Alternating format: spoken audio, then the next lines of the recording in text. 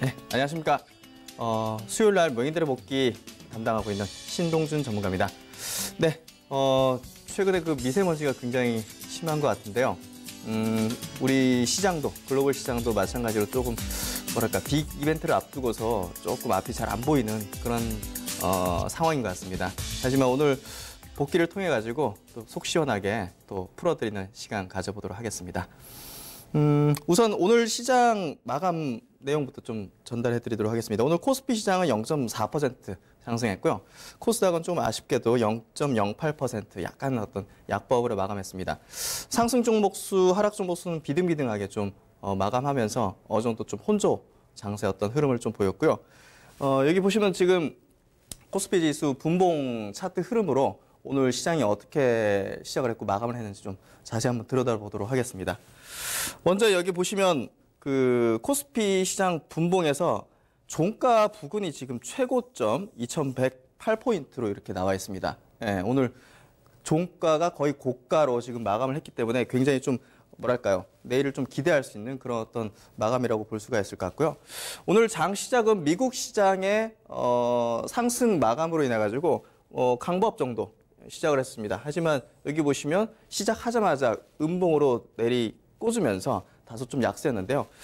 시작하자마자 바로 외국인들이 현선물 양시장 동반해가지고 매도 폭격이 나오면서 양이 큰 건 아니었습니다. 하지만 몇백억 단위 정도 순매도가 나오면서 지수를 조금 끌어내렸고요. 예, 그래서 여기 보시면 조금 침체하면서 뭐 IT 대형주들, 뭐 그런 어떤 시총 상위주들 위주로 좀 약세를 띄었습니다. 하지만 여기 보시면 쭉 내리면 10시 30분 구간대부터 다소 좀 반등이 나오기 시작하는데 중국 시장 개장하고 급반등하기 시작했습니다. 그러다 보니까 우리나라 시장이 지금 장중에 가장 영향을 받는 게 이제 중국 상해 증시, 이제 그리고 이제 미국 나스닥 S&P 선물인데 S&P 선물도 플러스권으로 전환되기 시작하면서 보다 더 탄력 있게 상승 흐름을 좀 보여줬고 중국 증시가 종가까지 견조한 상승세, 종가가 고가인 상태로 마감을 해주면서 국내 코스피 지수도 이렇게 종가 부분이 고가인 상태로 2100포인트를 돌파하면서 마감을 해줬습니다. 그래서 상당히 빅 이벤트를 앞두고 있으면서 이 불확실성이 굉장히 많은 상황 속에서 증시가 또 중요한 구간에서 양봉을 만들어줬다는 거, 이건 굉장히 좀 의미가 있고요. 조금 긍정적으로 저는 판단하고 있습니다. 그러면 이제 코스닥 잠깐 좀 체크해 보겠습니다. 코스닥은 조금 틀렸어요. 지금 보시는 차트가 이제 코스닥 분봉 차트인데, 시초가 뭐 코스피랑 비슷했습니다. 0.3% 정도 상승한 채 막 시작을 했는데 반등이 거세지가 않았어요. 코스피 대비해서. 왜냐하면 이 코스닥의 시총 상위를 포진하고 있는 게 대표적이게 이제 제약바이오 그리고 뭐 2차 전지 관련주들이 좀 많죠. 예, 근데 그쪽이 좀 좋지 않다 보니까 코스피 지수 대비해서 좀 탄력이 둔화되는 측면으로 나왔고, 음봉 마감했죠. 예, 이런 부분들이 조금은 뭐 아쉬움이 좀 묻어나는 그런 어떤 시장이라고 판단할 수도 있는데, 제가 볼 때는 최근에 뭐 제약바이오 같은 경우도 반등이 굉장히 컸기 때문에 뭐 그런 부분에서 차익 물량 정도 나온 게 아닌가. 그리고 이제 2차 전지 관련해서는 이따가 또 자세하게 좀 들여다보도록 하겠습니다. 그럼 국내 증시가 이 정도 마감을 했고요. 잠시만요. 코스피 쪽 그 일봉 좀 보면서 최근 흐름 볼게요. 코스피 일봉 차트인데요. 예. 지금 보시면 오늘 보면 이제 5일선 위로 지금 올라와가지고 망치형으로 마감을 했거든요. 예, 이거 굉장히 긍정적인 어떤 형태 모습이라고 볼 수 있을 것 같고요. 이런 모습이 어떻게 보면 좀 5일선 지지하는 형태가 좀 유지를 해준다면 연말에 조금 생각보다 강한 흐름도 나올 수 있는 그런 어떤 변곡적인 어떤 측면의 어떤 일봉 상태다. 이렇게 좀 보시면 될 것 같습니다. 그래서 저는 오늘 국내 증시는 좀 긍정적인 마감을 했다고 좀 결론을 내리고 있고요. 그렇다면 해외 증시를 한번 좀 보면서 그러면 우리나라가 영향을 받는 상해 증시부터 한번 좀 체크해 보도록 하겠습니다. 오늘 오전에 지금 일봉입니다. 지금 보시는 차트가 이제 일봉인데 왜 일봉을 가졌냐면 오늘 오전에 굉장히 약간 좀 우려스러운 게 있었어요. 그게 뭐냐면 그 중국 증시가 약간 음봉으로 밀렸었어요. 여기 보시면 밑꼬리가 크게 돼 있단 말이에요. 예, 중국 증시 일봉 상태가 밑꼬리가 크게 돼 있는데 음봉으로 돼가지고 밑에 지지선이 없단 말이에요. 여기 지지선이 없는 상태에서 음봉으로 길게 만들어지는 형태가 되면서 국내 증시가 영향을 받았었죠. 하지만 급반등이 났어요. 특별한 뉴스가 있었던 건 아닌데 어떻게 보면 이번 주에 있을 이제 미중 간의 무역 협상에 대해서 어느 정도는 좀 긍정적인 기운들이 약간 좀 시장에서 먼저 샘솟는 게 아닌가 그렇게 보여지고요. 오늘 여기서 양봉으로 거의 종가가 고가로 중국 증시가 나왔다는 거는 저는 굉장히 의미 있다고 생각합니다. 그래서 이 포인트는 좀 중요한 어떤 포인트였다. 그렇게 좀 보시면 될 것 같고, 그 미국 증시도 어제 간밤에 이제 플러스 마감을 해줬는데요. 나스닥 증시도 여기 보시면 저번 시간에 여기 진하게 칠해져 있는 선이 이제 중장기 이동평균선 481선인데 여기서 지지가 받아졌단 말이에요. 예, 그럼 반등의 가능성이 굉장히 높아졌다고 말씀을 드렸어요. 예, 그리고 여기서 또 일주일 뒤에 보니까 더 높은 구간까지 왔죠. 그래서 7,000포인트를 회복했다는 거는 굉장히 긍정적입니다. 그러니까 긍정적이라는 얘기를 드리는 거는 단기적으로 반등의 흐름이 조금 더 이어질 수 있는 그런 가능성이 높다는 걸 얘기 드리는 거예요. 그렇기 때문에 조금은 좀 안심하셔도 된다. 그렇게 좀 결론을 내어드리도록 하겠습니다. 그럼 전 세계 증시까지 이렇게 좀 짚어봤고요. 그 다음은 오늘 수급 상황을 한번 좀 체크해 보도록 하겠습니다. 우선적으로 오늘 코스피 코스닥 그리고 선물 쪽 어떻게 마감했는지 한번 체크해 보겠습니다. 장 초반에는 아까 말씀드렸듯이 쌍끌이로 매도를 했었어요. 외국인과 기관이. 근데 지금 마감을 보면 플러스로 마감했죠. 외국인들 1,100억, 기관들 300억 정도. 뭐 큰 규모는 아니지만 그래도 매도하지 않고 순매수로 막판에 돌았었다는 건 굉장히 긍정적이고요. 반면에 코스닥은 제약바이오 쪽에 차익 물량 나오면서 쌍끌이 매도가 났습니다. 그리고 선물 쪽은 약간 어떤 1,400 정도 매도가 나왔고요.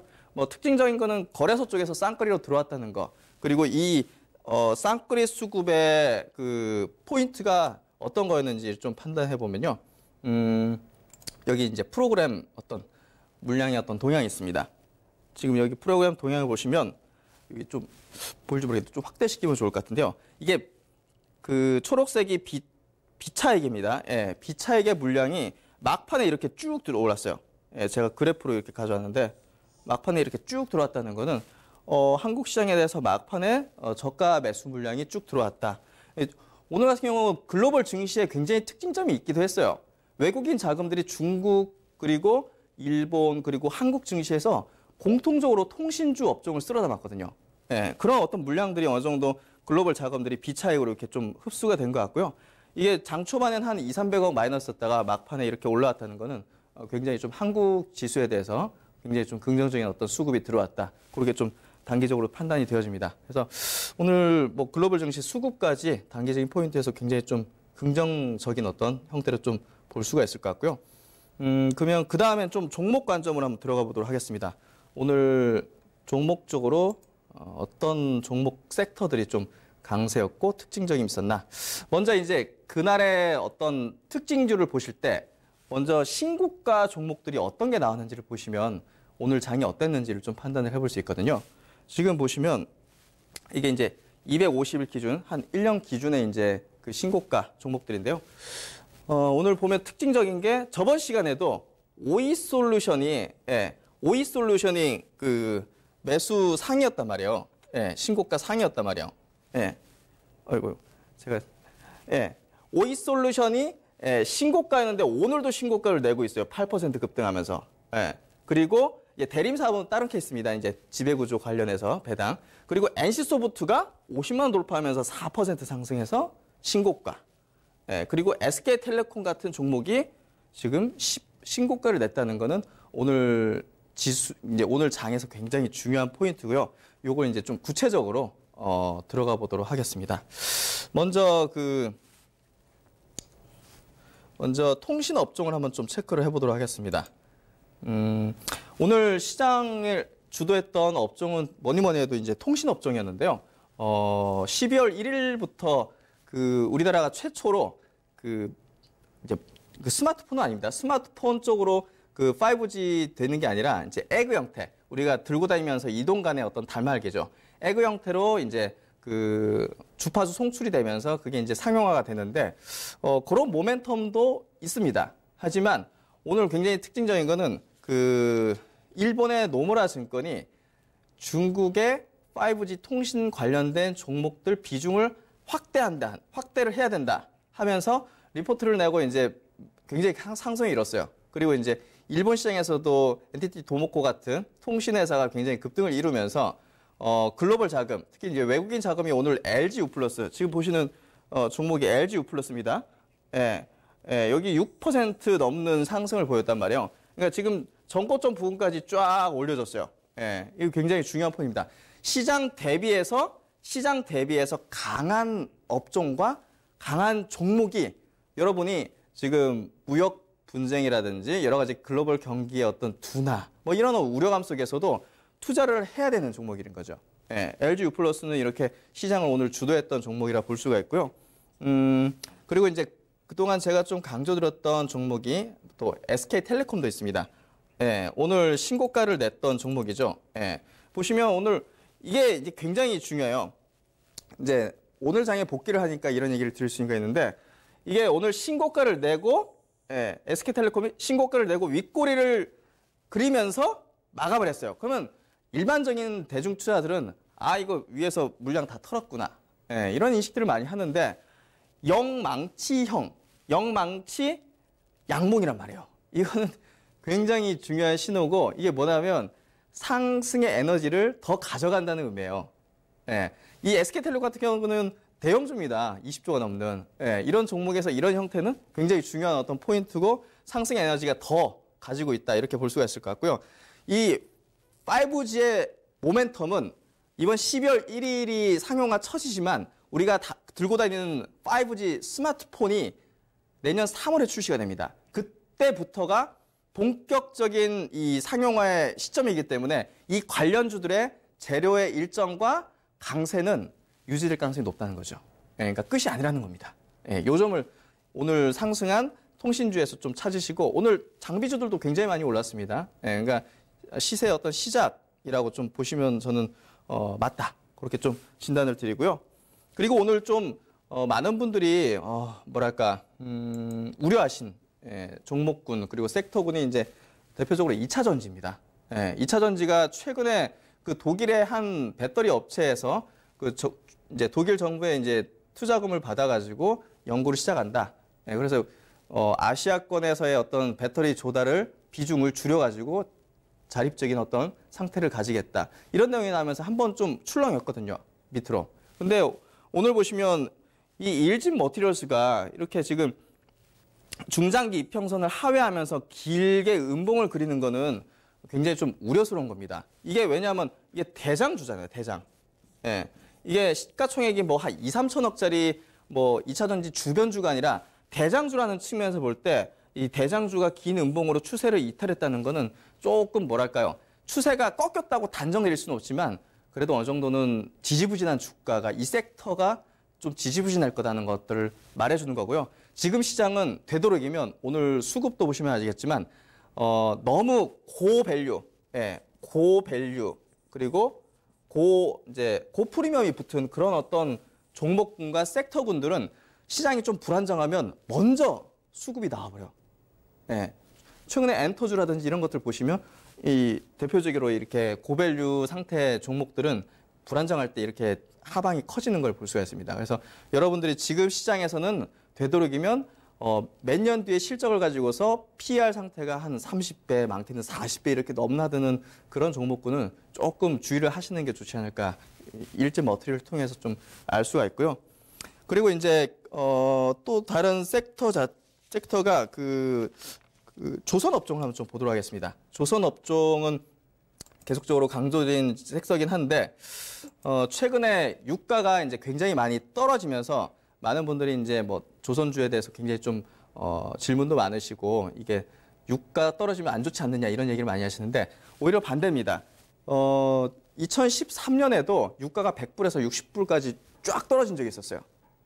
그때도 이제 많은 그런 우려감이 있었는데 오히려 그 탱커죠. 석유화학 운반선의 선사들의 주가가 3배에서 한 6배 정도 폭증을 했어요. 이게 굉장히 신기한 거죠. 왜냐? 유가가 높다가 떨어지니까 이 원유의 수요가 굉장히 급증하면서 그걸 운반하는 선박의 회사들이 굉장히 호황을 누린 거죠. 그래서 그 석유화학 운반선이라든지 VL 탱커 같은 어떤 대형 유조선을 만드는 조선업체들의 주가도 발주도 굉장히 많이 늘어났어요. 그 당시에 현대미포조선 그리고 현대중공업이 그 유조선들 그리고 MR 탱커 중형급의 어떤 탱커들을 싹쓸이했죠. 그래서 이 조선주 중에서도 차별화가 있을 겁니다. 뭐 삼성중공업, 배우조선도 이제 괜찮긴 한데 지금 유가 하락 때문에 수혜를 볼 수 있는 조선주는 제가 볼 때는 미포조선과 현대중공업이다. 그래서 최근에 보시면 유가 하락을 하더라도 주가가 빠지지 않고 견조하게 받치면서 가고 있어요.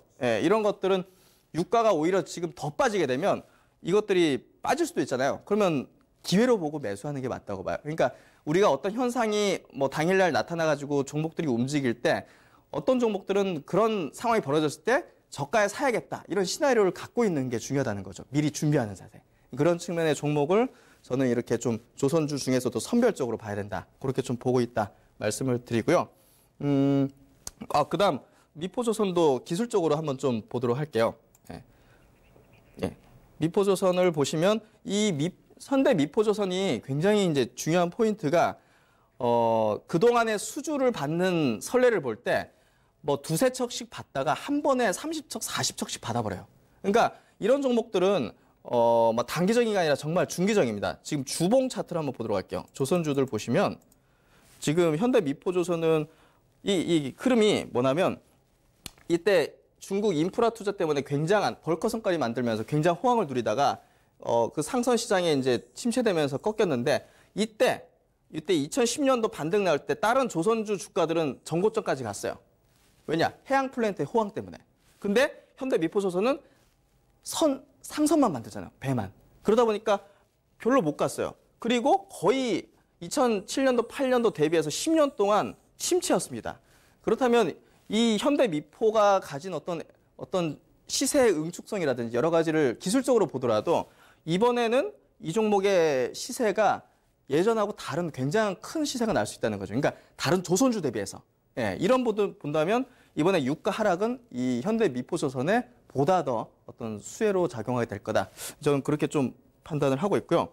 그래서 오늘 이제 좀 관심 있었 이제 특징적이었던 섹터와 이제 종목들을 좀 체크해봤고 그렇다면 지금 굉장히 앞이 안 보이는 그런 이벤트가 있는 이 증시 상황 속에서 우리가 어떤 섹터와 종목들을 보는 게 보다 더 안정적이면서 수익을 챙겨갈 수 있을까? 이 내용들을 한번 좀 짚어보도록 하겠습니다. 뭐 제가 그동안 조선 업종하고 통신 업종에 대해서는 계속 그런 좋은 관점으로 말씀드렸는데 오늘은 다른 업종에 대해서 한번 좀 설명을 해볼게요. 게임 업종입니다. 첫 번째 게임 업종이고요. 게임 업종의 대표 종목이라고 할 수 있는 NC소프트가 있습니다. NC소프트 같은 경우 올해 8년도 시세가 계속 안 좋았어요. 왜냐? 원래 예정돼 있던 신작 출시가 계속 미뤄졌어요. 그러다 보니까 오히려 내년 초부터는 그동안의 어떤 그 연기가 됐던 신작들의 모멘텀이 최근 한 8년 내로 가장 강력한 모멘텀이 발생해요. 이게 지금 NC소프트가 오늘 신고가였지 않습니까? 오늘 신고가입니다. 50만 원을 돌파했어요. 이 흐름이 이걸 지금 당장 사라. 이렇게 드리는 게 아니라 여러분이 준비를 하고 있다가 미중 무역 분쟁 때문에 막 증시가 꺾이고 막 어렵다. 그러면 이런 종목들도 같이 밑으로 빠지잖아요. 그러면 이런 종목들을 사야 된다는 거예요. 그러니까 우리가 어떤 종목을 사려고 기다릴 때는 막 떨어지면 막 많이 떨어진 거 위주로 사려는 어떤 인간의 본성이 나타나는데 그게 아니라 보다 더 강력한 성장과 모멘텀을 가진 종목들을 집어넣고 기다리고 있어야 되는 거예요. 그게 대표적인 게 이런 NC소프트입니다. 게임주 탑픽이 있고요.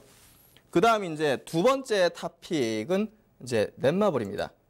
넷마블도 지금 12월 달 초에 블레드 앤 소울 레볼루션이라는 또 대작이 출시를 앞두고 있습니다. 신작 출시 모멘텀이 게임주는 가장 중요한데 이 넷마블은 기술적인 포인트도 있습니다. 여기 보시면 앞서 매물 공백이 있어요. 이 매물을 항상 메꿔야 됩니다.